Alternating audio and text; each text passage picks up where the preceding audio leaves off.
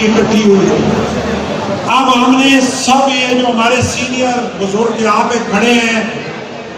ان کو اکٹھا کرنا ہے انشاءاللہ گورنر ہاؤس میں اور ایک پراپر سسٹم بنانا ہے کہ ہم اپنی اس پوری برادری کو جتھے کی صورت میں نہیں ایک قوم کی صورت میں اکٹھا کر کے لوگوں کے سامنے پیش کر سکتے ہیں. اور ہم نے اب اپنی برادری کو ایک قوم بنانا ہے انشاءاللہ اللہ کے فضل و کرم سے, اور اس میں آپ نے اپنا بھرپور کردار جو ہے وہ انشاءاللہ ادا کرنا ہے.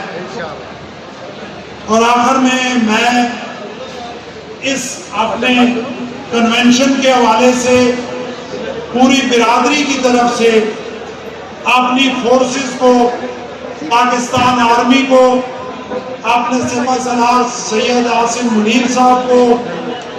اپنے ایئر چیفز کو, اپنے بحری چیف کو مبارکباد پیش کرتا ہوں کہ انہوں نے اللہ کے ایمان رکھ کے وہ کھڑے ہو گئے اور پھر اللہ ان کے ساتھ کھڑا ہو گیا. اور وہ انڈیا جو ہمیں کہتا تھا کہ ہم پاکستان میں گھس کے ماریں گے, اللہ کے فضل و کرم سے ہم نے دہلی تک جا کے انڈیا کو گھس کے مارا.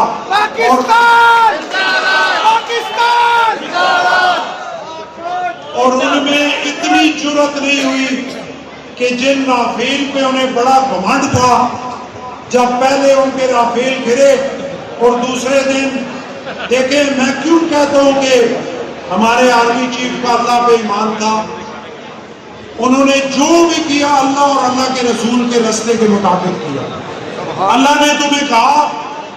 کہ جب تم پہ جنگ مسلط کر دی جائے تو تمہارے پہ جہاد فرض ہے. انڈیا نے ہم پہ جنگ مسلط کی, ہمارے آرمی چیف جہاد کے لیے کھڑے ہو گئے. اور اس آپریشن کا نام جو انہوں نے بنیان المرصوص رکھا, قرآن پاک سے رکھا. اور یہ آپریشن جب شروع کیا تو رسول خدا کی سنت کے مطابق شروع کیا کہ صبح کی نماز پڑھی, اللہ کو سجدہ دیا, مالک سے دعا مانگی, مالک سے مدد مانگی, اور صبح کی نماز کے بعد انڈیا پہ حملہ شروع کیا اور 2 گھنٹوں میں